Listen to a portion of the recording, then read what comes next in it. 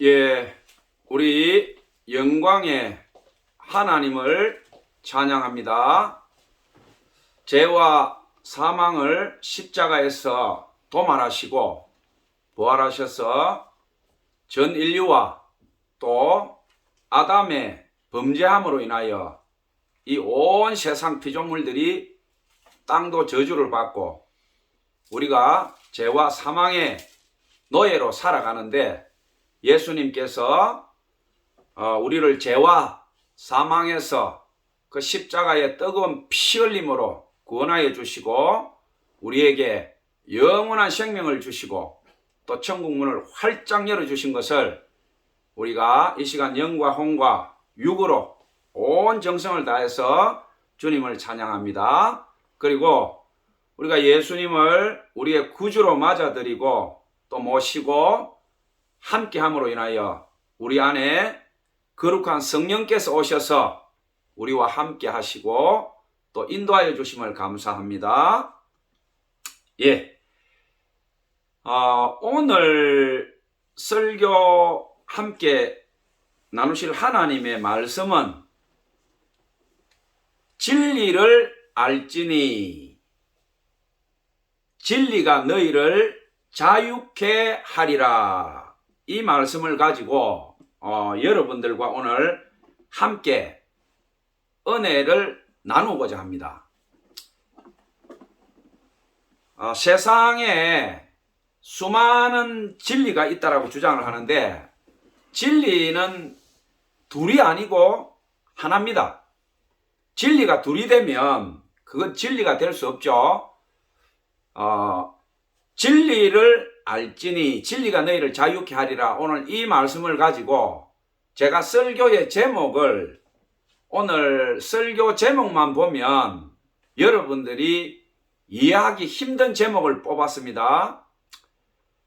그리고 그 후는 제가 설교 제목을 이렇게 뽑아놨죠. 그리고 제목을 보면 도저히 무슨 말인지 알 수 없습니다. 그래서 제가 그대로 제목을 이대로 둘까 하다가 그래도 힌트는 좀 줘야 되겠다 싶어서 괄호를 넣어가지고 진리가 너희를 자유케 하리라 이렇게 이제 정답을 넣어놨습니다.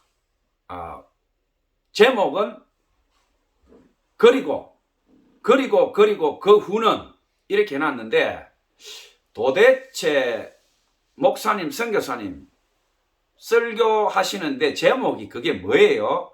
그리고 그 후는 제가 오늘 이 제목을 뽑은 것은 여러분들하고 특별하게 은혜 나눌 오늘 그 감동이 있기 때문에 그렇습니다. 성경을 보면서 성경 본문을 읽고 해석하는 것은 우리가 강해 설교라고 합니다. 강해.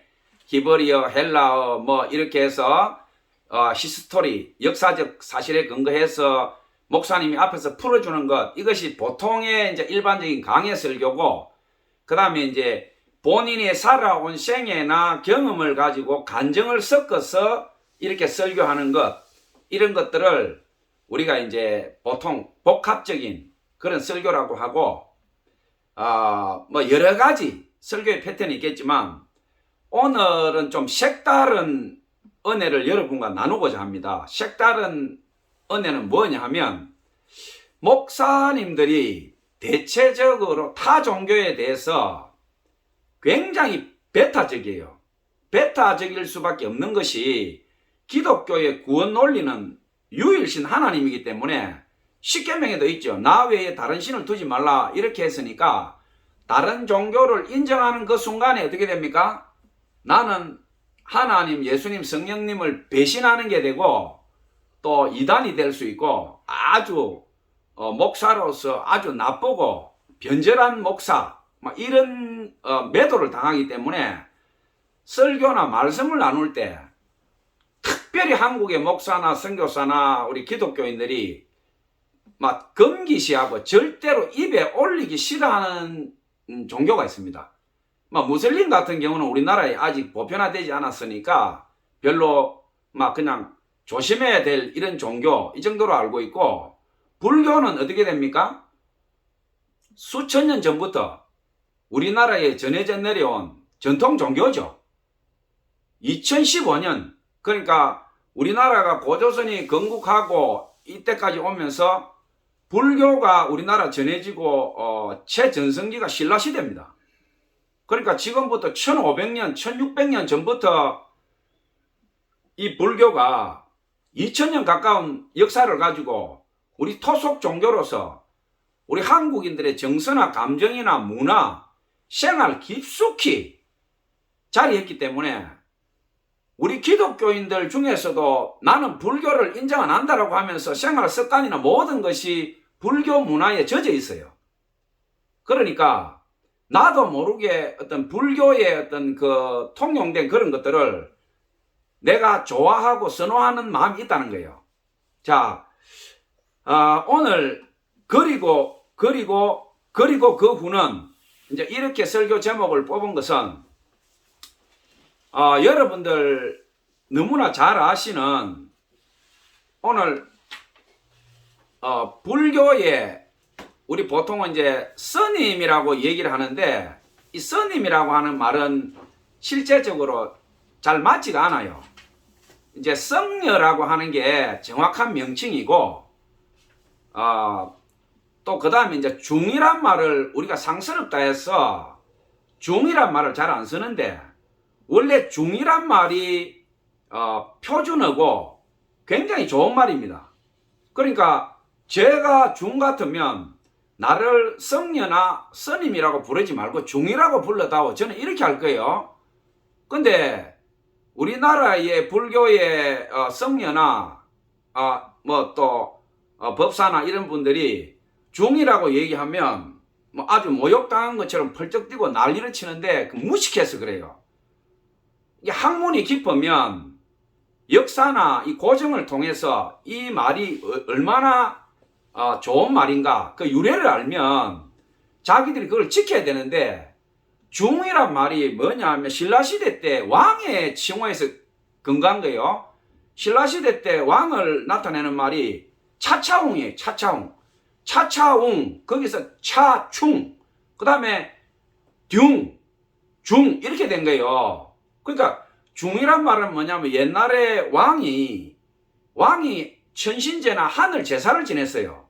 왕이 집전이 돼가지고 그러니까 왕이 모든 문무백관을 데리고 하늘에 천신 제사를 지내는데 그러니까 그 왕의 역할도 하면서 제사장 역할도 하면서 그거를 다 임무를 수행하니까 이 중이란 것은 뭐냐면 차차웅, 차충, 중 그러니까 얼마나 좋은 말이에요. 이 중이란 말이 왕이고 제사장이고 최고의 존귀한 신분이라는 게 중이라는 건데 이것이 통일신라를 거쳐서 고려로 해서 조선으로 넘어오면서 어떻게 되냐면 그 고려로 넘어오면서 이 불교가 호국 불교가 되고 정치와 임금과 왕족과 밀접한 연관이 된 거예요. 그러니까 뭐 대각 국사라든지 뭐 어상이라든지 나라를 들었다 놨다 하는 이런 권력자들 왕족 출신의 성녀도 있고 이러니까 이 호국 불교와 더불어서 불교가 쉽게 말하면 너무나 세력이 강했던 거예요. 그러니까 태조 이성계가 조선을 쿠데타로 건국하면서 그 고려라든지 이런 쪽에 이제 세력들이 쿠데타를 일으켜서 자기가 언제 죽을지도 모르고 그 잔여 세력들이 일어날 게 두렵단 말이에요, 이게. 그 가만히 보니까 가장 막강한 세력이 불교 세력이 불교. 그러니까 조선 500년 동안 어떻게 했냐면 숭유억불 정책을 취해버려. 숭유억불. 유교를 성리학이나 주작을 장려를 하고 불교를 누르면서 불교를 배척하고 성녀나 모든 제도를 갖다가 불이익을 주면서 불교를 억압하다 보니까 이 중이라고 하는 이게 한마디로 이제 상스럽고 천민들 뭐 백정이나 농공행상 뭐 이런 식으로 해서 아주 안 좋은 쪽으로 이렇게 배척이 되다 보니까 중이란 말을 아주 이제 안 좋은 쪽으로 인식하게 된 거예요. 그러면서 원래는 중이란 말이 너무 좋은 말이고, 그 다음에는 성녀는 그냥 보편적인 이제 뜻을 나타내는 거고, 뭐 대각국사나 이런 것은 신라 시대 때나 아주 전성기 때 극존칭으로 이제 나라 임금의 스승은 이제 이런 식으로 존칭을 해줬잖아요.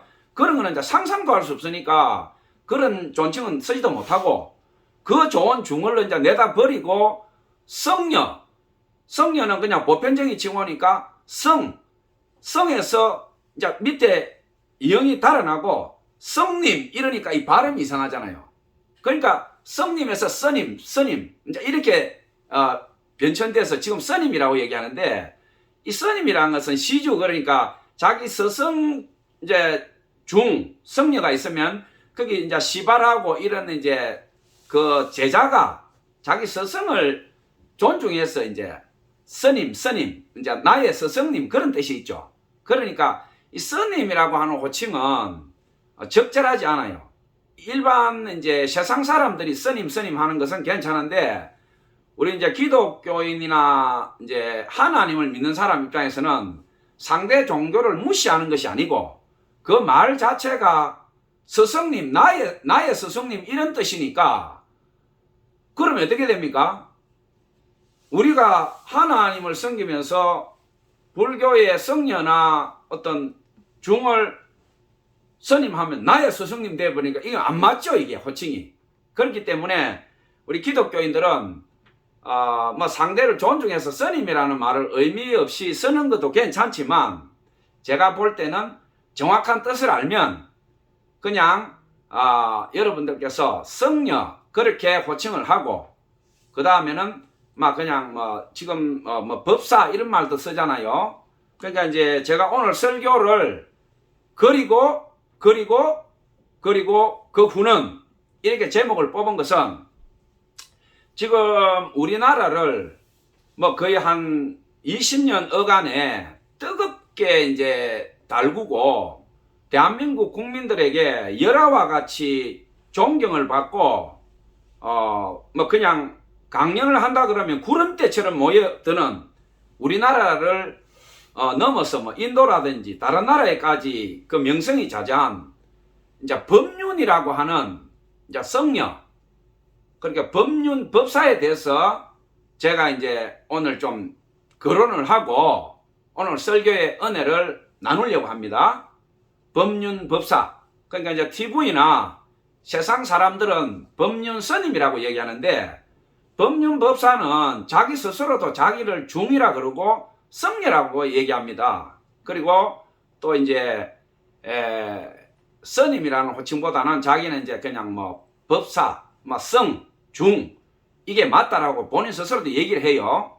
그렇게 하는데 제가 상대를 뭐 깎아내리거나 또 하나님의 종으로서 뭐 그런 의미가 아니고, 제가 앞에 여러 가지 호칭 얘기를 드린 것은 제가 그래서 법륜법사 이렇게 호칭을 하겠습니다.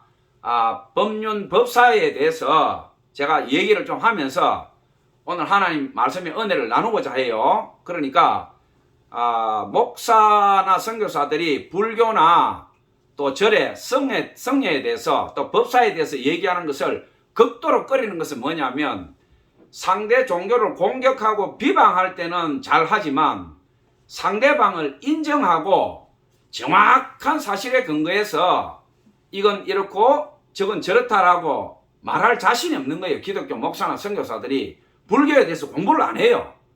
막 무작정 나쁘다, 악하다 이런 식으로 매도하고 공격을 하니까 상대방 측이 볼 때는 어때요?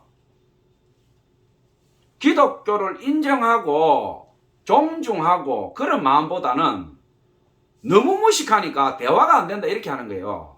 그래서 저는 오늘 정중도에서 불교를 공격하지 않고 있는 사실 그대로 좀 논하면서 성경 말씀에 근거해서 우리가 왜 말씀을 따라가야 하고, 우리가 왜 예수님을 믿어야 하고, 또 우리가 왜 하나님 자녀로 살아가야 되는지 그 은혜를 나누고자 합니다.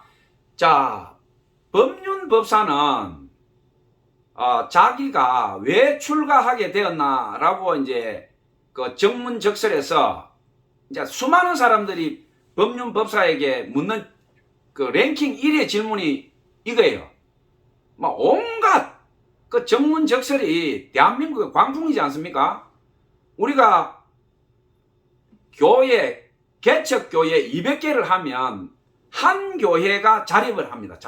자립이란 건 뭐냐면 지금은 장로교나 감리교나 성결교나 순복음교회나 대한민국의 큰 교단들, 침례교단부터 해서 예전에는 목사님들이 부족했어요. 그러니까 교단 산하에 교회가 다 있어요. 그 교단에 소속된 교회. 그러면 신학교 다닐 때 1학년, 2학년 전도사 때 벌써 그 교회에 담임 전도사로 부임을 해갔어요. 40, 50년 전에는. 그런데 지금은 어떻게 되냐면 신학교에 신학생이 넘쳐나고 교회가 부족한 거예요. 그러니까 대한민국 전체를 십자가 꽂고 교회가 덮어놓으니 갈 교회가 없어요. 그러니까 이제 신학교는 졸업했고 목사는 해야 되겠는데 교회가 없으니 강제 개척하는 거예요. 강제 개척. 1층 감리교회, 2층 침례교회, 3층 장로교회. 도시에서 이런 도시가 있어요. 경기도 쪽에 가면. 한마디로 얘기해 코미디죠. 코미디. 바울이나 예수님 같은 경우는 복음이 한 번도 전해지지 않는 도시, 낯선 곳으로 나는 가겠노라 바울이 얘기했죠. 그렇게 했는데 1층에 침례교회가 있는데 2층에 감리교회를 개척하는 그 무슨 심보예요. 대간절. 마주보고 교회된 데가 우리나라에 많이 있어요. 거리에. 이것은 기본 윤리가 안 된 거죠. 기본 윤리가. 교단이 틀리더라도 바로 눈앞에 교회가 있는데 왜 마주보고 또 교회를 개척을 해요. 말이 안 되잖아요.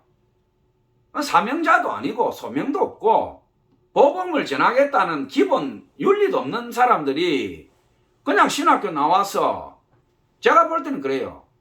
1층, 2층, 3층 그렇게 개척하는 목사들은 본인들이 교회 개척하기에 돈이 없어서 자리가 없어서 부득이하게 그렇게 하는가는 모르겠지만 도저히 그건 있을 수가 없는 것이다.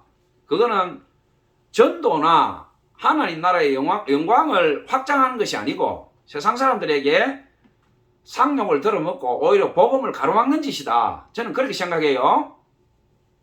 자, 법륜법사가 정문적설을 하면 구청이나 이런 데 협조를 받아요. 그러면 구청에서 무료로 그걸 강당을 빌려주는 경우도 있고 아주 저렴하게 세를 받을 때도 있어요. 그러면 법륜법사가 전국 순회를 해서 쭉 전국을 돕니다. 그러면 법륜법사를 존중하는 그 불가의 그 보살들이 전부 자원봉사 나와서 그 강당이나 자리를 얻어가지고 청소하고 사람들이 왔을 때 불편하지 않게끔 다 준비를 해요. 뭐 돈을 받거나 하는 게 전혀 없어요. 전부 법륜법사가 자기가 해결을 다 해요. 강당료가 있으면 자기가 지불을 하고 또 오는 사람들 불편하지 않게 최선을 다해서 그걸 합니다. 그런데 우리 교회는 목사가 신학교 수천만 원 매덕을 들여서 공부하고 졸업을 해가지고 자기 돈으로 개척해요. 시내 중앙이든 변두리든 지하든 개척해가지고 전도지 들고 예수 믿으세요. 예수 믿으세요. 우리 교회 오세요. 우리 교회 오세요. 예수 천국 불신 지옥 피가 올라오도록 전도하고 난리를 치는데도 200개 교회가 개척을 하면 한 개 교회가 자립을 합니다. 한 개 교회가 자립한다는 것은 200개 개척해서 199개는 적자나고 한 개 교회가 겨우 교회를 해서 자기가 망하지 않고 밥을 먹고 겨우 산다 이 말이에요. 200분의 1, 0.5% 교회가. 그러면 나머지 199개 교회는 어떻게 되느냐?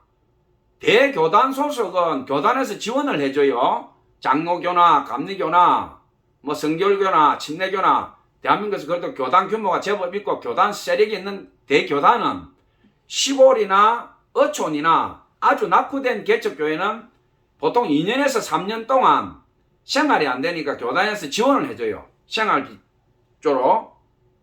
근데 너무 많은 목사들이 개척을 하니까 이제 교단도 돈이 바닥이 나버렸어. 3년 하다가 2년 줄어들었다가 1년까지 내려와 버렸어.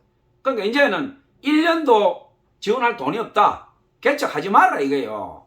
그럼 신학교에서 신학생 숫자를 줄여야 되는데 안 줄여요. 왜? 장사니까.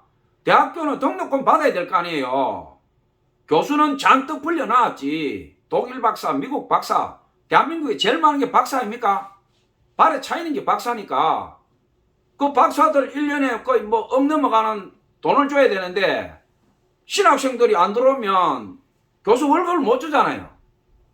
현실이 200개 교회가 개척해서 1개 교회가 겨우 목사가 입에 풀칠을 하는데 신학생은 계속 받아요.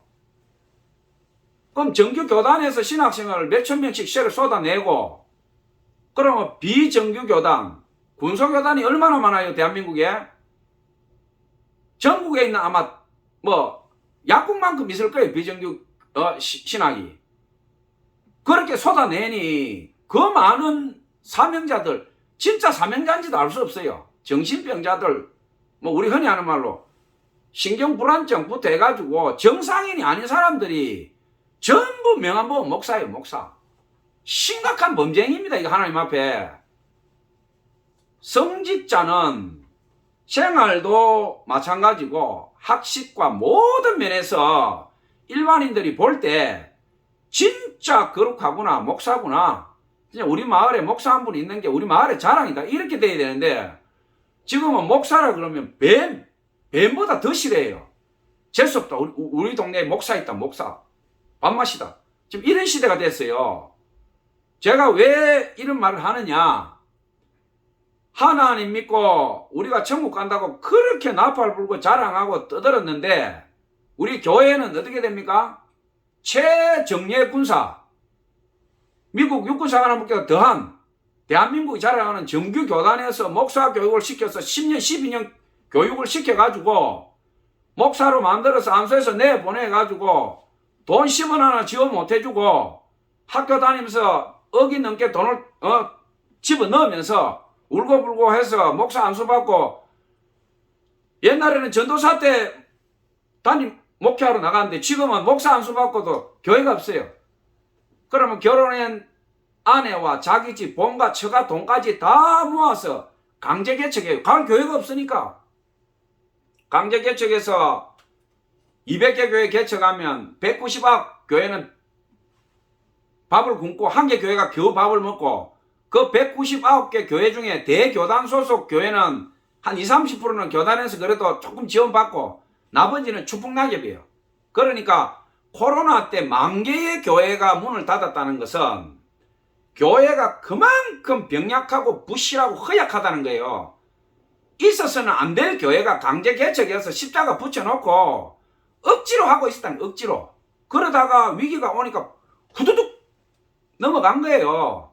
물론 그 중에는 피눈물로 기도하고 진짜 사명자도 있지만 강제 개척한 교회도 엄청나게 많아요. 이거는 우리 사회의 병리예요. 병리. 제일 크게 회개하고 우리가 가슴을 찢고 금시와 하나님 앞에 회개해야 될 것은 신학교들입니다. 신학교. 썩어 문드러진 신학교. 진짜 사명자들을 받아서 하나님의 종으로서 교육시켜서 내보내야 되는데 어중이 떠중이 막 빗자루 썰듯이 다 모아가지고 몰려오면 다 받아가지고 돈 받고 장사를 하다 보니까 오늘날 한국 교회가 이렇게 돼버렸다 이 말이에요. 자, 법륜법사로 돌아갑시다. 법륜법사가 정문적설을 하면 그 강당 규모에 따라서 오는 사람이 달라져요. 수천 명이 모이면 수천 명이 다 와요. 수백 명이면 수백 명이 다 오고 그 사람이 뭐 우리처럼 뭐 예수 믿고 복 받아라 천국 간다 뭐 영생한다 이런 소리 합니까? 한마디도 안 해요. 한마디도. 일상생활에서 고충들 애로점 인생살이 고달픈 거 그런 거 질문하는데 그거 얘기해줘요. 그런데 거기에 대한민국의 전 국민들이 열광을 하고 몰려 들어가서 그 법륜법사가 우리 목사나 선교사나 뭐 하나님의 종처럼 여러분 사랑합니다. 말끝마다 할렐루야 사랑하는 성도 여러분 이런 소리 합니까? 사랑 소리 입에도 안 돼요. 제가 수백 편의 법륜법사 그 정문적설을 들었어요. 왜? 제가 들으면서 피눈물을 흘렸어요. 피눈물을. 저는 신학교 1, 2년간을 법륜법사의 설법을 들으라고 저는 하고 싶어요. 얼마나 지혜롭고 잘 박은 모처럼, 우리 성경에 있잖아요. 정확한 말씀은 잘 박은 모처럼 말이지 사람의 마음을 시원케 하고 전국을 뚫어버린다. 법륜법사는 영적인 부분에서는 얘기 안 해요. 혼, 사실적인 것, 우리 인생 얘기, 자기가 아는 얘기를 정확히 합니다. 뭐 추측하거나 글을 끄다, 그렇다, 카더라, 그런 거 없어요. 이건 이것이다, 저건 저것이다, 못을 박듯이 분명하게 얘기합니다. 그런데 질문하는 사람이 남편이 때리고 술 마시고 나를 괴롭힌다, 여자가 와서 울면서 막 얘기하면요, 우리 목사들은 어떻게 합니까? 아이고 자매님 얼마나 힘드시겠어요? 우리 함께 기도합시다. 우리 이러죠. 법륜법사는 그렇게 안 해요. 너가 범인이다. 너가.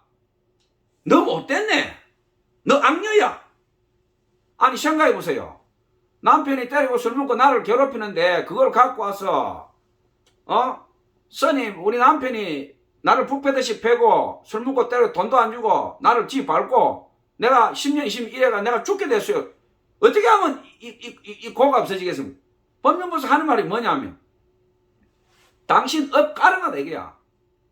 업 까르마는 뭐냐면 내가 지은 죄 업이, 불교는 윤회를 얘기하잖아요. 전생전생에서 너가 너 업 까르마가 쌓이고 쌓여서 지금 그 인연법에 의해서 다시 만났다 이게야. 그러니까 그 업식을 없앨라 그러면 지금 니를 두들겨 패는 거는 이때까지 쌓이고 쌓인 그 과보가 쌓여서 니한테 분풀이를 하는 건데, 그러면 니가 그 업에서 벗어나려면 두들겨 패면 잘못했습니다 해라는 거요. 이게 말이 됩니까? 그런데 우리 목사가 그런 소리 하면요, 멱살 잡혀서 내려가요. 니가 무슨 목사냐. 그런데 법륜법사가요, 가차없이 내리 부수는데요, 울면서 들어요. 천배하세요. 108배 하세요. 당신이 나빠요. 대한민국 목사가 이런 말 할 목사 있어요? 한 명도 없어. 한 명도. 근데 법륜법사가 왜 법륜이냐, 정확하게 깨뜨려 본다는 거예요. 정확하게. 사람은 자기 과는 말 안 해요.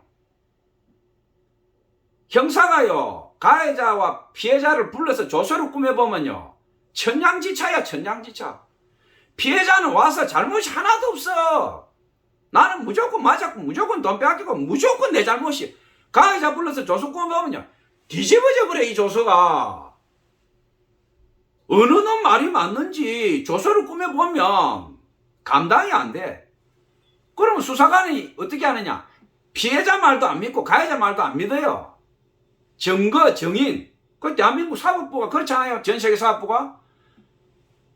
가해자 피해자 조서는 그냥 받을 뿐, 재판에 가서 판사가 결정하는 건 뭐냐, 수사관이 작성한 명확한 팩트에 의해서 진실을 가지고 판결합니다. 내가 말한다고 해서 그게 진실이 아니다 이 말이에요. 그러니까 법륜법사가 막 대놓고 공격하고 깨부수는 것이 아니고 질문하는 사람의 심령을 깨뜨리고 심. 그러니까 그 사람이 뭐냐면 자기를 미화시켜서 막 울면서 얘기하는데, 그 법륜법사가 그 사람의 마음을 깨뜨려 보고 전곡을 깨버리니까 사람이 그렇잖아요. 도둑놈이 도둑질하다가 안 들키면 부인하다가 딱 들키면 어떻게 됩니까? 태세 전환을 합니다. 한번 살려주세요. 10년 깜빵 살 것 같으면 내 잘못했으니까 5년 살도록 좀 봐주십시오. 태세 전환이 되죠. 그러니까 전문적설이 그 법륜법사가 질문하고 답을 하는데 엉터리고 설득력이 없다 그러면요, 사람들이 안 모여들어요. 뭐하러 모여듭니까? 대한민국 학력이 전세계 1위에요. 30, 40대 대학 대졸자 학력이 80% 넘어요. 지금 대한민국이. 똑똑해요. 똑똑해. 얼마나 똑똑한지 압니까? IQ가 전세계 1위에요. 대한민국 사람들이. 모든 부분에서 지금 K-팝, K-문화, 세계 문화를 선도합니다. 한국이.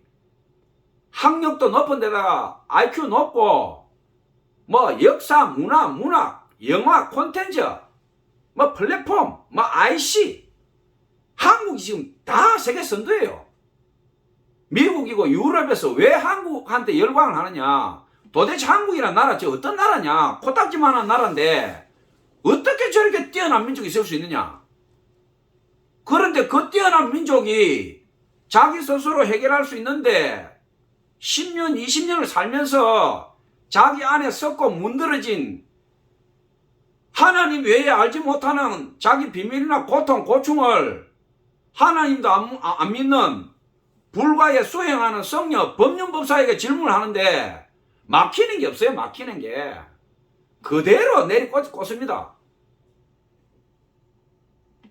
자, 법륜법사가 그러면 타고난 성녀였느냐, 타고난 법사였느냐, 그게 아니에요. 자, 제가 초기 질문으로 돌아갑니다. 법륜법사가 그렇게 유명세를 끌고 난리인데, 그 사회 보는 그 성녀 한 분이 사회를 보면서 대담을 하는데, 수많은 사람들이, 우리 법륜법사께서 출가를 한 이유를 알고 싶다. 그러니까, 뭐 대단한 이유가 있는 줄 알았어요. 법륜법사 정도 같으면 뭐 태어날 때 뭐 우리 흔히 하는 말 있잖아요. 등에 뭐 칠성점이 있다든지 뭐 스님이 뭐 어쨌다든지 이런 뭐 굉장한 뭐 어떤 비하인드 스토리 있는 줄 알았는데 그게 아니에요. 제가 법륜법사를 좋아하는 게 그분이 소탈하고 자연스럽고 거짓말 안 해요. 진실 그대로고 말이 그분은 과격해요. 상대 봐주는 게 없어. 사정없이 때리 찔러버리고 깨버려요. 그게 너무 저는 제 마음에 드는 거예요. 저하고 다른 길에 서 있지만 저는 그분을 인간적으로는 존중해요. 저 사람은 진짜로 도를 깨우친 사람이다. 자기 길에서 정말 저 사람은 생명 걸고 자기 길을 가면서 정말 한 분야에서 도를 깨우친 사람 맞다. 저 사람 도사다. 근데 그 법륜법사가 출가하게 된 이유를 설명하는데요. 제가 그거 듣는데 눈물이 나는 거예요. 교회를 갔대요. 교회를 가니까 친구도 있고 너무너무 재밌더래요. 그래, 자기는 어릴 때 과학자가 되고 싶었다는 거예요. 과학자는 뭡니까? 논리적이에요. 그리고 그러므로 그래서 이렇게 됐다. 이래야 인정하는 거예요. 사람은 다 달라요. 예술가나 문학가나 이런 사람들은 뭐냐면 나무를 잘 보지 않아요. 열매를 봐요. 그러니까 과정은 그 문과 계통의 사람들 있잖아요. 문과.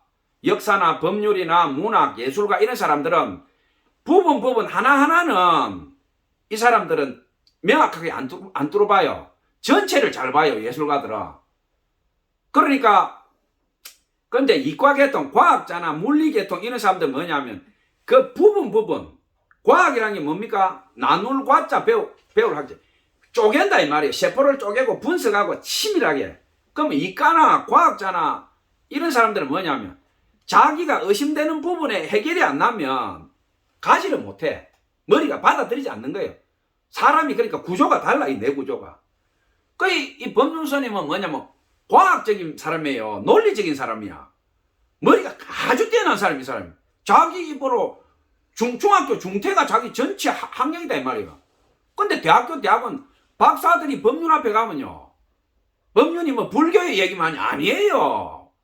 우리 인문학이나 과학이나 이런 분야에 대해서 법륜이 대가의 경지가 있어요. 성경을 수십 독 했어요. 법륜이 성경을 안 보고요. 마태마가 누가 보면서부터 바울서식 줄 깨고 있어. 목사들도 성경을 몰라가 보고 읽어대는데 법륜을 안 봐요. 앉아서 그냥 선한 사마리아 이야기부터 예수님의 십자가 가상칠언부터 좔좔 나와버려. 대단하잖아요. 머리에 다 들어있는 거야. 이 사람 머리에. 유교, 불교, 도교부터 해서 세계의 모든 학문부터 책을 얼마나 봐버렸는지 만통이요. 만통 그대로 다 나오는 거야 이게. 도도 깨우쳤지만 지식과 이 사람이 그러니까 우리가 그런 분을 인정해야 되지 않겠어요. 우리와 다른 길에 서 있다고 해서 무조건 비방하는 거는 그렇게 하면 안 돼요. 그거는 야만인이에요. 인정할 건 인정하고 또 우리 말씀이나 예수님이나 하나님이나 성령에 대해서 우리 할 얘기만 하면 되는 거예요. 상대방 얘기하는 것이고, 선택은 듣는 사람이 하는 거예요. 자, 법륜법사가 교회 갔더니, 자기가 막 친구들하고 놀고 이제 막 너무 재밌어서 교회 잘 다녔다. 근데, 아니, 성모 마리아가 남자도 없이 애를 배가 낳았다는 거예요. 이해가 안 되잖아요, 이제. 그러니까, 아니, 여자가 남자도 없이 어떻게 애 낳았냐라고. 이렇게 하니까. 그거를 주일학교 교사나 목사님이나 전도사님이 당연히 나올 수 있는 질문 아니겠어요? 아니, 목사가 되고 전도사가 되고 주일학교 교사 같으면 그것도 교회 몇 년 다녔잖아요. 성경을 하다못해 몇 동만 하고 진짜 우리가 예수님을 우리 구주로 영접하고 성령으로 우리가 거듭났다면 그런 기본적인 질문에 대해서는 바로 자신 있게 대답할 수 있어야 돼요. 그런데 뭐라고 대답해버렸냐? 불신자는 지옥 가! 이렇게 해버린 거예요. 아니, 당연히 물을 걸 물었잖아요. 아니, 처녀가 남자 없이 어떻게 애를 낳았냐고 묻는데, 그거 다 대놔놓고, 불신자는 지옥 가! 이러니까, 자기는 궁금해서 물었는데, 아니, 지옥 간다고 자꾸 하니까, 그 전까지는 교회가 재밌었는데, 자꾸 지옥 불구덩이 더 간다니까, 막 가기 싫더라는 거예요. 당연하잖아요.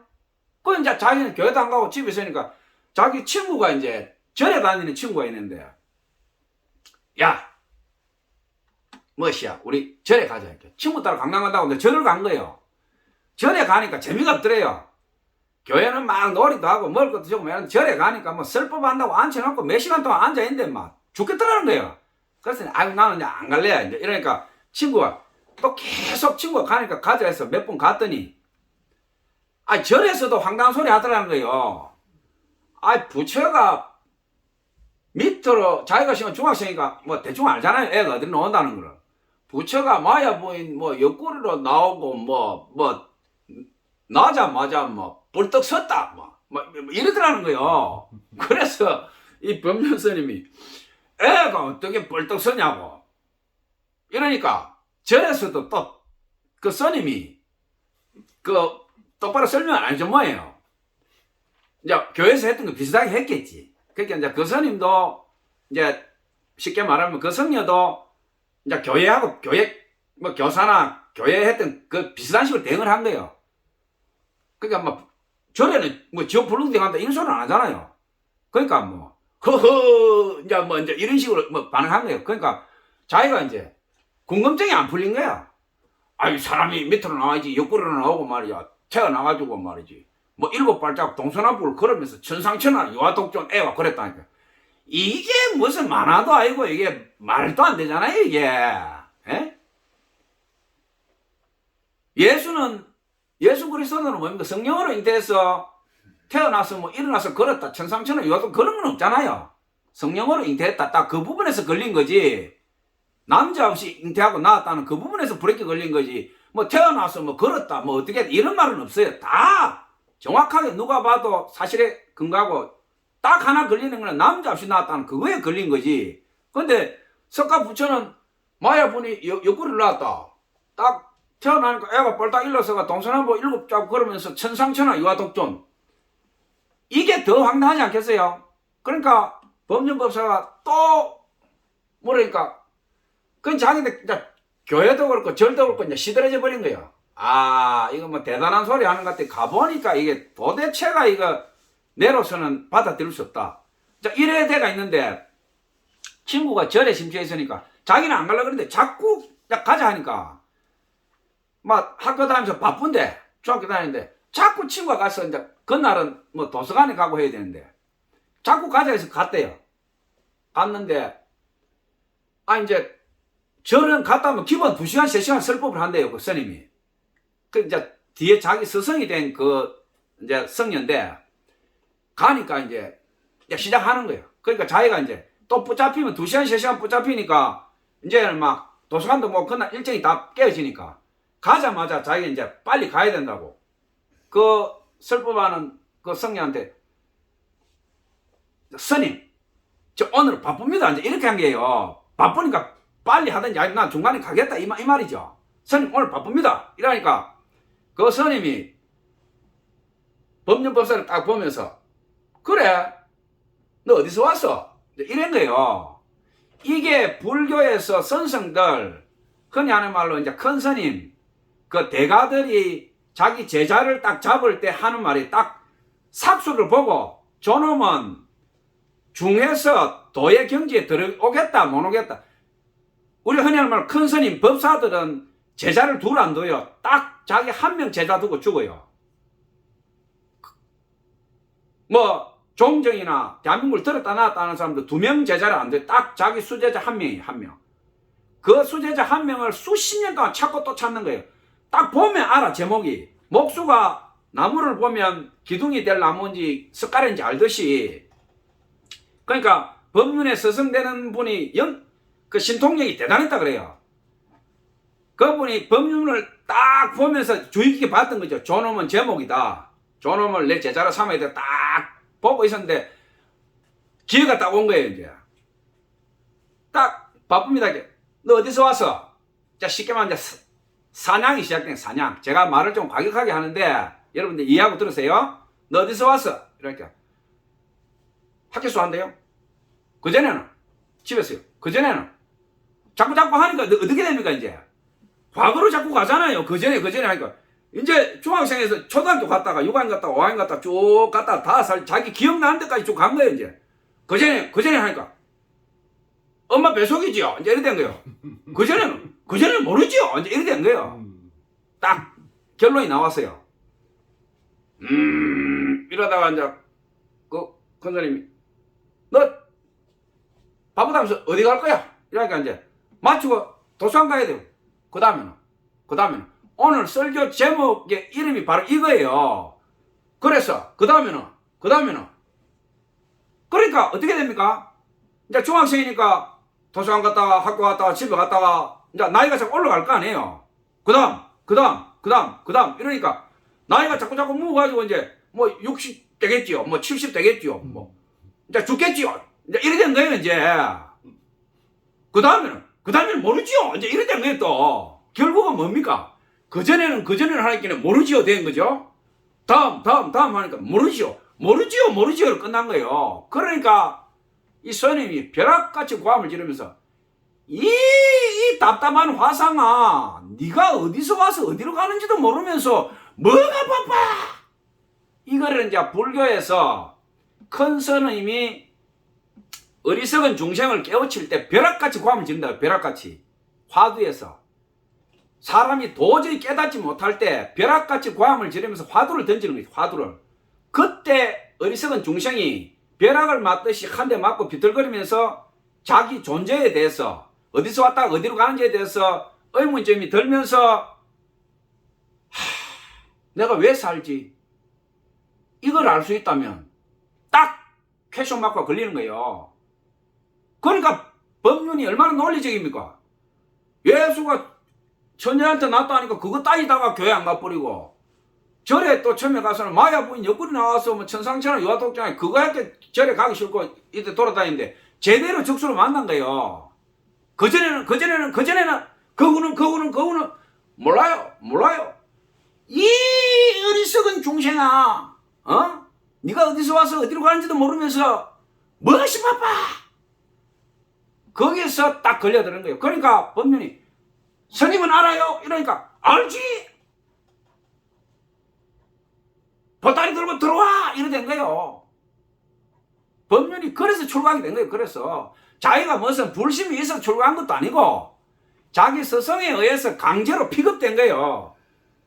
그 스승이 법륜을 딱 보고 저놈은 인물이다, 그릇이다, 저놈을 내 제자로 삼아야 되겠다 딱 하니까 딱 찍어버린 거예요. 딱 찍어버려서. 불가에서 큰 스님들이 자기 제자를 딱 잡을 때 하는 말이 몇 개 있어요. 오늘 얘기한 것처럼 너 어디서 왔어? 너 어디로 가는데? 너 누구냐? 서양의 파란 눈의 스님, 그분이 거기에 딱 잡힌 거예요. 대한민국의 선성인 유명한 큰 스님이 미국 가가지고 설법하는데 외국인들 쭉 앉아있는데 이 스님이 딱 보고 있다가 파란 눈에 젊은 청년이 딱 들어오니까 이 마음에 드는 거예요, 스님이. 너 이름 뭐야? 뭐, 말했을 거 아니, 외국 청년이? 아, 저는 뭐, 데이비드입니다. 뭐, 이런 식으로 외국 이름 얘기하니까. 그 이름이 너야? 내 데이비드 맞습니다. 그건 네 엄마, 아버지가 지어준 이름이고, 너 누구야? 중국말로 하면, 쩌서서 뭐? 나서서 뭐, 이거요. 너 누구냐, 이게, 너 누구? 불교에서 가장 많이 하는 말이에요, 이게. 딱 사람을 픽업할 때, 제자를 잡을 때, 이 질문을 받으면요. 성령으로 거듭나지 않은 사람은 이 질문에 다 걸려들어요. 세상 사람들 빠져나올 수가 없어. 이 건물에 걸리면 못 빠져나와. 너 어디서 왔어? 너 어디로 가는데? 너 누구야? 못 빠져나가. 여기에 대한 답이 없단 말이야, 답이. 데이비드면, 그거 말고, 너 누구야? 아, 이 청년이 이때껏 살면서 이런 질문을 받아본 적이 없는 거요. 띵 해줘버려, 띵 해줘. 데이비드, 그래, 맞아. 저 손님 말이 맞네. 나 데이비드, 이거는 우리 엄마, 아버지가 지어준 이름이고, 나 데이비드 아니야. 그럼 나 누구지? 나 누구야? 너 누구야? 뻔하잖아요. 내가 나를 모르는 거야, 이제. 이제껏 살아왔던 모든 가치관이나 학문이나 내 체계가 그 순간에 와르르 무너져 버려. 그러면 어떻게 됩니까? 스님은 압니까? 답은 정해져 있죠. 알지? 그 체계를 알려면 어떡합니까? 보따리 들고 와!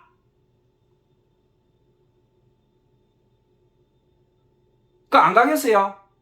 자기 이제껏 살아온 모든 날들의 가치관이 다 무너져 버렸는데, 저 진리 하나를 내가 깨우치면, 내가 이 땅에 태어난 모든 것이 해결될 것 같은데, 우리가 생각할 때는 결혼도 안 하고, 좋은 직장도 마다하고, 출세 권력욕 다 포기하고, 머리 깎고 중대는 게, 우리가 볼 때는 미친 것 같죠?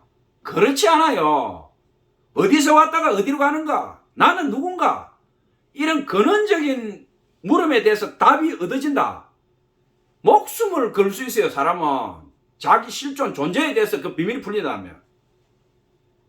우리나라 있잖아요. 파란 눈의 스님. 지위가 높아요. 그분 지금 우리나라에 있어. 유명해요. 자,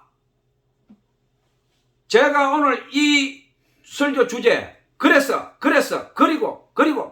그 후는 진리가 너희를 자유케 하리라. 이 말씀 가지고 여러분들하고 은혜를 좀 나누고 싶다라고 한 게 바로 이거예요. 오늘 설교 제목 뽑은 게. 대한민국을 넘어서 전 세계를 열광케 하고 있는 법륜법사, 그리고 불교의 기본 화두, 불교가 내세우는 게 뭡니까? 무념무상이에요. 무념무상. 오는 것도 없고 가는 것도 없다 이게야. 색적시공 공직시색. 색과 공은 하나다 이 말. 색은 뭡니까? 눈에 보이는 거, 형체가 있는 거. 공은 뭡니까? 없음, 비워짐. 지금 내가 눈에 보는 것이 안 보는 것이고, 안 보이는 게 보이는 것이다. 색적시공 공직시색. 일체유심초. 모든 것은 내 마음먹기다 이게. 내 마음먹기. 스님, 어머니 돌아가셔서 너무 슬퍼서 내 자살하고 싶어요. 죽고 싶어요. 법륜법사가 뭐라고 얘기하는 줄 압니까? 네 슬픈 그 마음을 한번 내놔봐라. 그럼 내가 고쳐줄게. 없어. 없는 걸 갖고 왜 슬퍼? 이 바보야, 덩신아. 놓아버려. 탐진치. 불교에서 수행할 때 중요시하는 게 뭐냐? 탐진치예요. 탐욕. 인간은 탐욕 때문에 불행해지고 모든 고가 따라온다. 진애, 분노, 화냄, 성냄, 탐진치, 어리석을 치. 이 탐진치가 인간을 갖다가 다 망하게 하고 거들낸다 이 말이에요. 탐진치는 내가 봤냐는 뭐예요? 완벽한 지혜. 우리 기독교를 하면 성령의 지혜예요. 봤냐? 마하봤냐 바라밀. 마하는 뭡니까? 형용할 수 없이 크다 이 말이에요. 형용할 수 없이 크다. 마하봤냐 바라밀타. 에? 바라밀타 뭡니까? 깨우친다 이 말이에요. 깨어나라 이 말이에요. 에?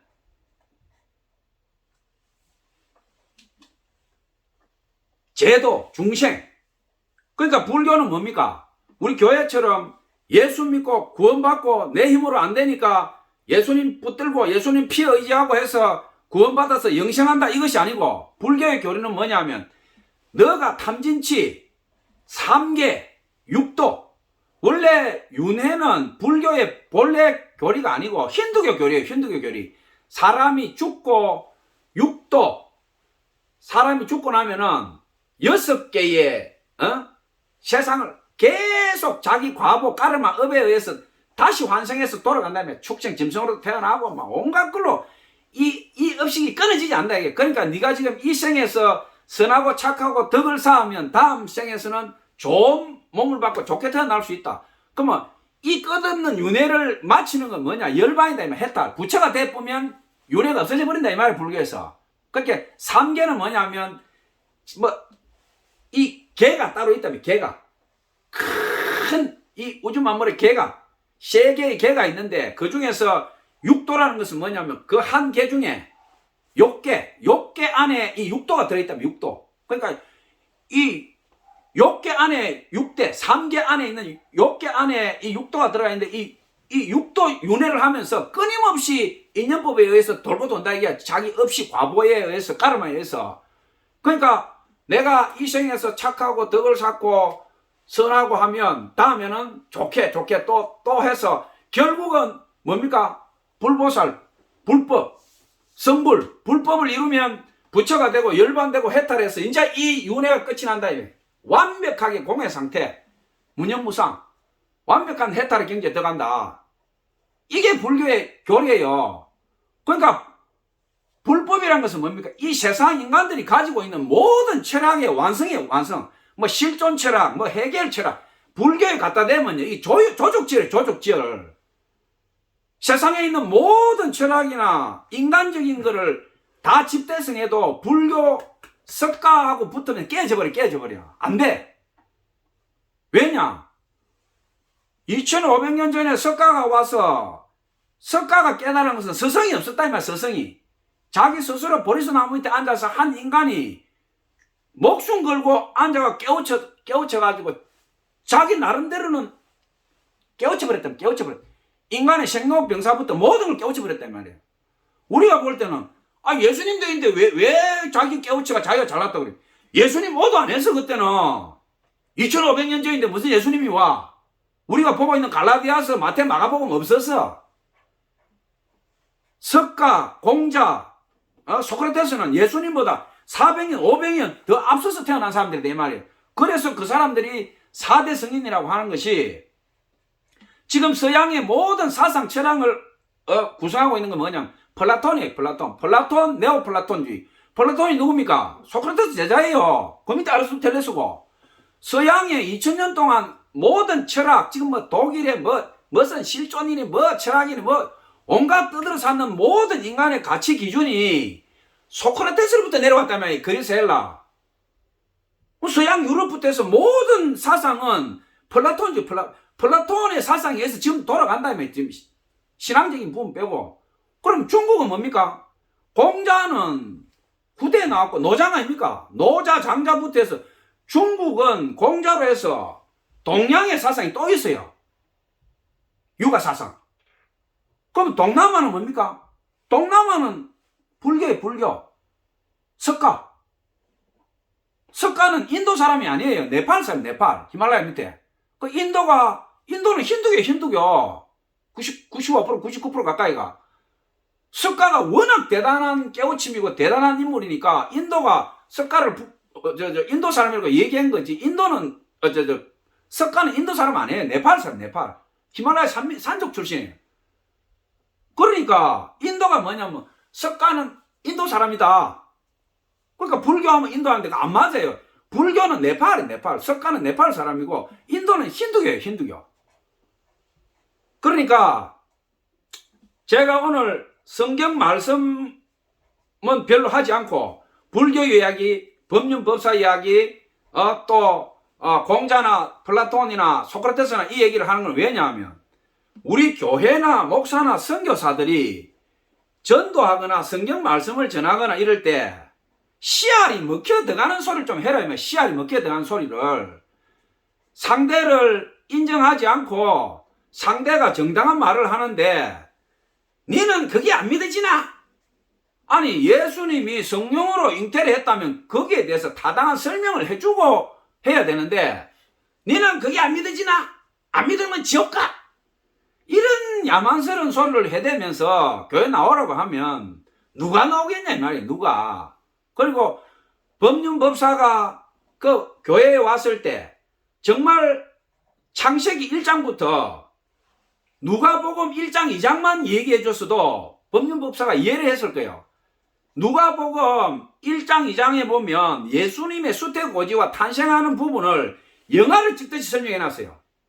그거를 두세 번 읽어보면 이해가 돼요. 이해가. 아, 예수님이 이래서 성령으로 잉태됐구나. 창세기 1장 2장 3장만 한 10번 읽어보면요, 천지 만물이 어떻게 창조되었으며 첫째 날, 둘째 날, 셋째 날, 넷째 날, 다섯, 여섯째 날 하나님께서 해와 달과 궁창과 어떻게 짐승을 만들고 새를 만들었고 사람을 흙으로 만드시고 코에다가 하나님의 영을 불어넣으니까 사람이 흙덩어리가 살아있는 혼이 된지라. 루아흐는 영이에요. 루아흐는 영인데 하나님의 영 루아흐를 훅 불어넣으니까 사람이 네펫이 살아있는 혼이 됐더라. 기본으로 보면 그렇게 돼 있어요. 우리 개역 개정에 있는데 보면 생명이라고 해놨는데 그 번역이 잘못됐어요. 영이 아니고 혼이에요. 살아있는 혼이 된지라. 하나님의 루아흐 영을 훅 부니까 흙덩어리 사람이 네페시가 됐더라. 살아있는 혼이 됐더라. 자아를 가진 사람이 됐더라. 딱 나와요. 창세기 1장, 2장, 3장에 보면. 그러면 창세기 1장, 2장, 3장을 갖다가 딱 읽어주고 자 봐라. 천지 창조는 불교에는 뭐라 그럽니까? 색적시공 공식. 보이는 게 안 보이는 게 육시고 안 보이는 것이 보이는 것이다. 천하 만물은 원래 있던 거야. 하나님께서 천지 만물을 창조했다는 것을 불교는 인정을 안 해요. 원래 이거는 이래 있었던 거야. 공이야, 공. 왜? 석가 부처는 성경을 몰랐어요. 자기 혼자 돌을 닦다 보니 하나님도 몰랐고 예수님도 몰랐고 성령님도 몰랐어. 그러면 석가가 나빠서 하나님 인정 안 했냐? 아니다 이 말이에요. 석가는 구약 성서를 몰라서 구약 성서는 이스라엘인들만 갖고 있었단 말이에요. 듣도 보도 못한 하나님을 어떻게 믿어요 석가가? 공자가 어떻게 예수님을 믿어요? 소크라테스 어떻게 예수를 믿어? 오지도 않았는데 자기들 500년 600년 더 앞서 태어나 버렸는데 말이 안 되잖아요. 우리가 소크라테스나 공자나 또 노자 장자나 석가 부처를 우리가 존중해야 되는 것은 뭐냐면 우리는 후대에 태어나서 예수님 신약 성서도 있고 마태 마가복음 보지만 그 사람들은 흔적도 없고 구약 성서도 보지도 못한 사람들이에요. 그런 상황에서 자기 혼자서 구도의 길, 수행자의 길, 전 세계 수십억 명의 인구들이 4대 성인이라고 할 만큼 도를 닦고 덕을 닦고 예를 해서 이런 위대한 유산을 물려줬다 이 말이에요. 그러면 우리가 수행이나 좋은 점은 인정하고 받아들이고 우리가 뒤에 이제 하나님의 진리, 구약 성서나 신약 성서를 통해서 아 천지 만물은 이렇게 됐고 하나님께서 이렇게 인류를 구원하시려고 예수님을 보내주셨구나. 이런 게 딱 나오면 이걸 우리가 알았단 말이에요. 진리를. 이제 진짜 진리를 알았어.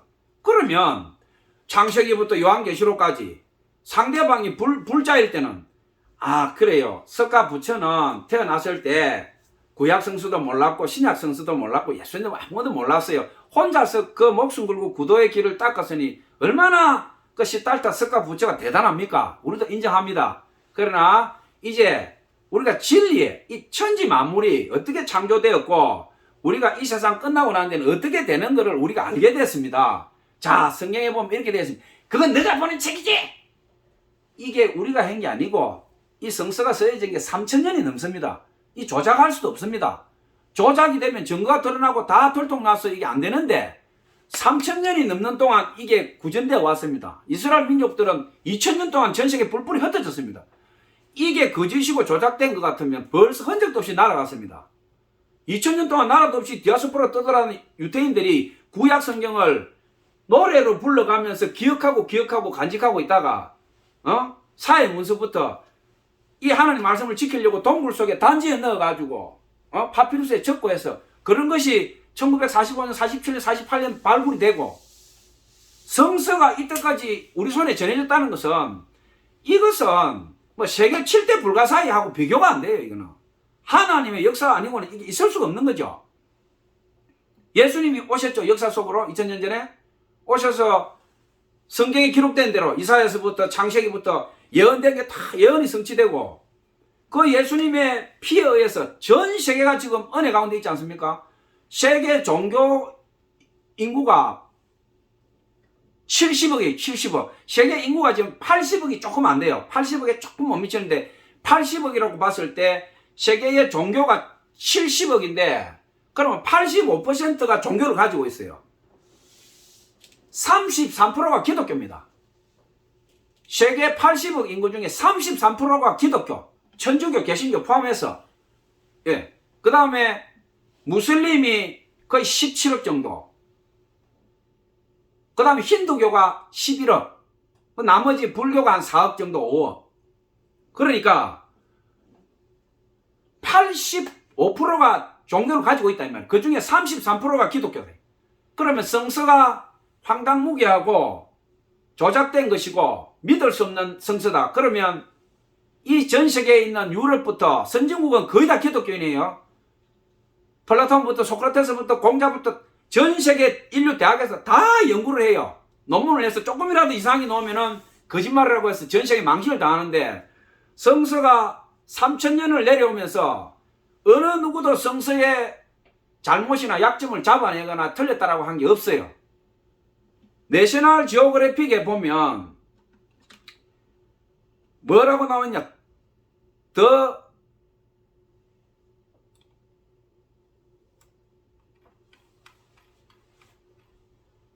여기에 The Search for Scientific Adam, 이거 무슨 말이냐면 과학적 아담을 찾아서. 우리가 성경에 보면 하나님께서 아담을, 태초에 아담을 만드셨잖아요. 그러면 내셔널 지오그래픽은 뭡니까? 일개 뭐 사진이나 이런 게 아니에요. 전 세계에서 가장 권위가 있는 영상, 필름 이런 걸 제작해서 발표하고 또 알리는 이런 단체인데, 내셔널 지오그래픽에서 벌써 10년도 훨씬 더 됐죠. The Search for Scientific Adam, 과학적 아담을 찾아서 이 5대양 6대주에 있는 모든 사람들의 남자 DNA를 추적해서 올라가 보니까 성경이 맞더라는 거예요. 쭉 대륙과 대륙, 뭐 인디안부터 해서 인류가 이동한 거 그것까지 다 밝혀지고 DNA를 추적해 올라가니까 결국 북아프리카로 해서 성서에 나오는 유프라테스 티그리스강, 에덴 동산 그쪽에 와서 딱 남자 한 명이 나오더라 이 말, 이 DNA가. 더 이상 뭐가 증명이 필요해요?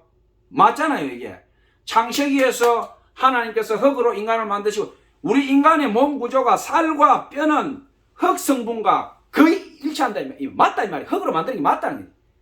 피는 뭐냐? 바닷물하고 비슷하지. 이미 뭐 물리학자, 과학자들이 요즘 반도체부터 인체 분석 다 해보니까 성경에서 말한 게 딱 맞다며, 딱 맞다며. 과학이 발달하면 할수록 성경이 맞다며. 그러니까 법륜법사가 그 질문을 했을 때 창세기 1장, 2장, 3장부터 그리고 예수님의 수태고지 누가복음 1장, 2장, 3장 그거를 갖다가 교회에서 설명을 그보다 더 잘할 수 있으면 설명해주면 되고, 설명에 자신이 없으면 창세기 1장, 2장, 3장을 갖다가 한 10번 읽어봐라. 누가복음 1장, 2장, 3장을 한 10번 읽어봐라. 예수님이 어떻게 잉태되고 태어나는지 영합처럼 선명하게, 오늘날 예수님이 성령으로 잉태됐다는 걸 의심하는 사람들을 위해서 누가가 의사잖아요. 누가가 완전히 그냥 막 해부하듯이 적어놨어요. 누가복음 1장, 2장, 3장에 예수님이 어떻게 또 천사가 와서 어떻게 했고 어떻게 태어났고 어떻게 자랐고 어떻게 세례요한이 어떻게 됐고, 세례요한 아버지는 천사가 나타나니까 놀래가 벙어리가 돼버렸어요. 벙어리가 애 놓을 때까지 벙어리 되어 있다가 세례요한 태어나고 나니까 애 이름을 사가랴로 지어야 되는데 자기 아버지 이름을 따야 되는데 천사가 요한이라고 해라 하니까 애 태어나니까 아버지는 벙어리지 말 못하니까 아버지가 이름 지어야 되는데 그 친척들이 와서 사가랴라고 짓자. 사가랴로. 아니다. 세례요한 엄마가 아니다. 얘 이름은 요한이다. 천사가 얘기해줬지. 무슨 소리냐. 애 아버지 이름이 사가랴인데 사가랴라고 해야지. 사가랴한테 사가랴는 벙어리가 돼가지고 사가랴 요한이라고 하니까 입이 풀려버린 거예요. 나와요. 누가복음에. 예수님하고 6개월 차이 나잖아요. 요한하고 세례 요한하고. 친척이에요. 예수님하고. 이사야서부터 창세기부터 시편부터 쭉 예언되었던 게 1.1핵도 안 틀리고 예수님이 타신과 착착착 맞아 떨어져요. 어떻게 이걸 속여요? 몇천 년 전에 기록된 건데 뒤에 일어난 일을 어떻게 알고 속여요? 택도 없지. 말이 안 되잖아요. 성경을 읽으면 읽을수록 이 성서는 진리구나. 피처럼 정확하구나. 그러니까 아무 생각 없이 성경을 읽고 아무런 고통과 아픔도 없이 성경을 읽으니까 은혜도 없고 믿음도 없고 자기가 성경 보면서도 확신도 없는 거예요. 야! 예수가 어떻게 천녀한테 주잖아! 한마디 하니까 와닥짝 잡아져. 그런 사람이 예수 믿는다고 말이 무슨 전도가 되냐면 말도 안 되지. 그렇잖아요. 내가 예수 믿는 사람 같으면 내 몸에 피가 불듯이 이거는 성경을 통해서도 증거할 수 있어야 되고 내 신앙으로도 증거할 수 있어야 돼요. 그렇게 되는 것인데 그거조차도 없이 걸어다니고 교회 개척하고 또 전도하고 또 불교도들 막 욕하고 불교도들을 왜 욕을 해요? 왜? 그 사람들은 예수 믿고 천국 가는 소리 안 해요. 구도, 수행, 탐진치 얼마나 좋은 말입니까? 불교도들이 뭐 나쁜 이다라고 시깁니까? 그거 아니에요. 석가는 예수도 모르고 하나님도 모르고 성경도 몰랐으니까 자기 개인이 그 고통 가운데서 어떻게 이 세상을 우리가 해탈의 길, 구도의 길, 수행의 길을 통해서 올바로 살아갈 수 있는가? 얼마나 고마워요. 철학의 집대성이고. 그럼 혼의 부분, 우리 인간사에 대한 부분은 고맙게 받아들이면 돼요. 수행하는 거나 우리가 착하게 사는 것, 남과 덕스럽게 지내는 것. 불교에 좋은 건 받아들여야지요. 얼마나 좋아요. 그리고 구원의 문제는 영적인 문제잖아요. 영적인 거. 하나님 신의 영역이에요. 석가는 신의 영역을 말 안 했어요. 자기가 모르니까. 신의 영역을 모르니까 말 안 했는데 왜 공격을 해요, 불교를? 그 정신 나간 사람들 아니에요. 혼의 영역에서 우리에게 살아가는 방법, 좋은 길, 수행하는 거 얼마나 감사한 우리 인류 문화유산입니까? 그거를 인정하고 그 다음에 구원의 문제, 죄시성, 죄와 사망의 문제 그 부분은 달라지죠. 그러니까 불교에서 얘기하는 윤회설이라든지 뭐 이런 거는 우리하고는 안 맞죠. 이제 우리는 왜 진리를 알잖아요.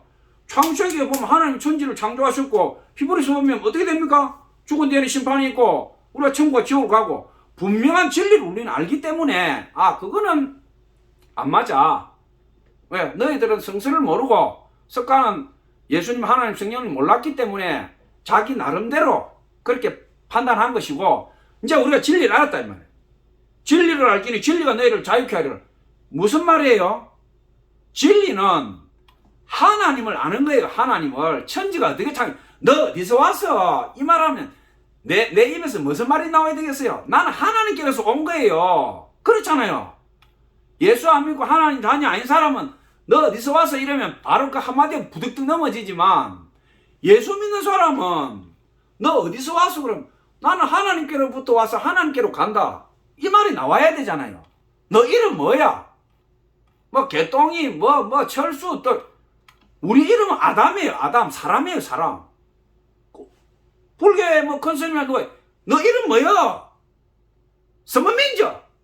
중국어로 하면 네 서문민 네 이름 뭐야? 이 말이 네 이름. 철수 개똥이 말고 진짜 이름 뭐야? 쫀드민죠. 진짜 이름 아담. 아담이잖아요. 우리 사람.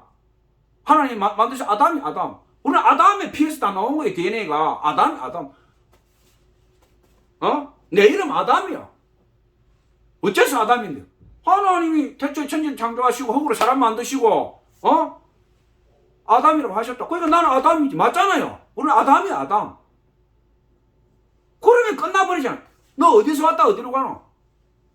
예수 믿는 사람은 바로 답이 나와야 돼요. 하나님으로부터 와서 우리가 죄와 사망으로 타락했다가 예수 피로 씻음 받고 우리는 다시 하나님께 돌아간다.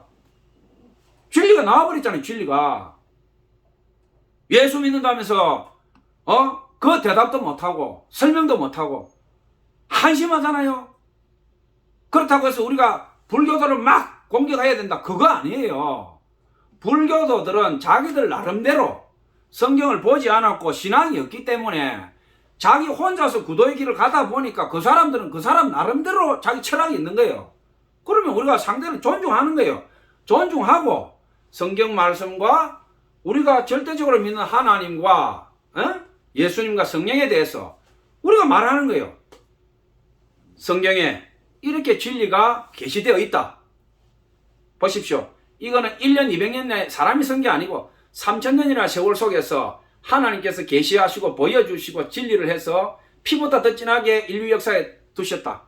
역사적으로 다 증거되지 않냐? 공자, 소크라테스, 플라톤, 예수 그리스도 역사적 인물 아니냐? 다 탄생 연도가 다 있다. 그게 거짓이었으면 사라졌다. 전 세계 인류가 80억인데 33%가 지금 이걸 믿고 있다. 현대 과학과 문명이 그리 어리석지 않다. 세계 최고의 대학에서 예수 그리스도와 기독교 성서가 명확한 진실로 팩트로 물론 신앙의 부분도 있지만 인정되고 있다. 우리가 얼마든지 과학적으로 합리적으로 또 상대방의 마음에 감동스럽게 얘기할 수 있죠. 상대를 공격하지 않고. 그래서 제가 법륜법사나 그런 걸 보면서 제가 가슴 아프고 너무나 제가 안타까운 것은 법륜법사가 교회에 왔을 때 제대로 설명하고 하나님의 성경을 제대로 읽게 하고 가르쳐 주었더라면 그분이 우리 교회나 기독교로 왔으면 세계를 들었다 놨다 하는 대신학자가 됐을 것이다. 그분이 교회 왔을 때 똑바로 안 하고 지옥 간다고 자꾸 헛소리 하다가 말이지 그 큰 인물을 불교에서 데려가가지고 어떻게 됐습니까 지금? 목사 1000명이 해도 법륜법사 하나가 설법하는 걸 못 따라가요. 인원수로 영향력이 지금 그렇게 됐어요. 그러니까 오늘 이 설교의 은혜를 나눈 것은 뭐냐 하면 우리가 천하 만왕의 왕이신 예수님 또 천지 창조하신 하나님 그리고 우리가 영원히 가게 될 하나님 나라 성령께서 내주하신 우리 예수 믿는 사람들이 진짜로 성경을 똑바로 읽고 성령의 지혜를 가지고 살아야 된다. 그리고 상대 종교를 무조건 비방하지 말아라. 인정할 거 인정하고 존중할 거는 존중하고 존경해라. 그리고 우리가 진리에 대해서는 용기 있게 내 생명을 걸고 증언해야 된다. 사도행전 4장 12절에 다른 이로는 구원을 받을 수 없나니 천하 사람 중에 구원을 받을 만한 다른 이름을 우리에게 주신 일이 없음이라 했더라. 예수 외에는 구원이 없다는 거죠. 성경에 계시어놨죠. 그리고 자 히브리서 9장 27절에 뭐라고 해놨습니까? 사람에게 한번 죽는 것은 정해진 일이요 그 후에는 반드시 심판이 있다. 육도 윤회가 아니다 이 말이에요. 이 생에 끝나면 육도 윤회를 하는 것이 아니고 심판받고 천국 지옥으로 정해진다 이 말이에요. 성경에서 정언하고 있죠. 자 불교는 악인도 없고 선인도 없다 그래요. 에? 행복도 없고 불행도 없고 왜 무념무상이다 이 말이야. 색정시고 공적시세.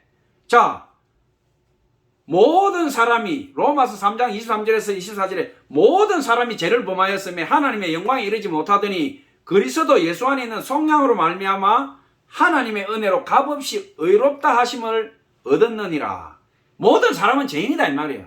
악인도 없고 선인도 없다는 말은 안 맞다 이 말이에요. 우리는 전부 죄인이요.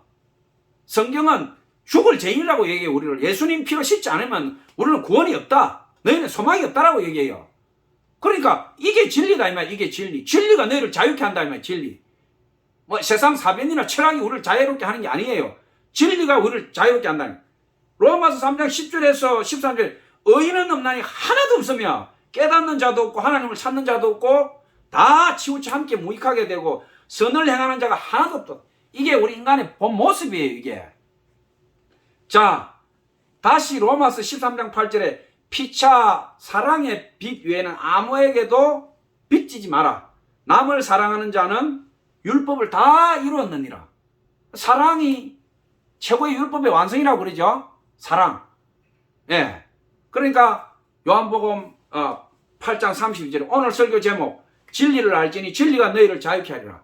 제가 오늘 설교 제목 뽑은 게 그리고 그 후는 이렇게 뽑아놓은 게 뭐냐 하면 불교에서 어떤 사람을 컨택할 때 그 사람의 심령을 잡을 때 그리고 그 전에 그 후는 이 말에 우리가 예수를 진짜 믿고 성경 말씀을 모르는 사람은 그 걸려들면 못 빠져나와. 그 물에 바로 다 잡혀가. 그런데 성경을 읽고 예수 피로 거듭나고 성령의 인치심을 받고 하나님 자녀는 그 질문은 유치원도 안 되는 질문이다. 이 말. 성경을 알면 창세기와 모든 성경의 예수 그리스도의 복음을 알면 단박에 대답이 내 이름은 아담이야. 나는 하나님께로서 하나님께로 간다. 이 세상에 우리 살다가 잠시 머물다가 하늘나라로 간다. 얼마나 간단해요. 진리가. 진리는 복잡하지 않아요. 간단하고 심플해요. 오늘 이 설교를 여러분과 함께 나눈 것은 여러분들이 타 종교를 비방하거나 음해하지 말고 그들을 인정하고 우리가 우리 심령에 품은 이 진주 보석, 생명의 영생, 예수 그리스도를 여러분들이 품고 앞으로 하늘나라에 가는 그날까지 영광스러운 하나님의 자녀로 증거하면서 진짜 생명을 가득 품고 수많은 사람을 구원하는 하나님의 자녀가 되기를 예수 그리스도 이름으로 축복합니다. 아멘.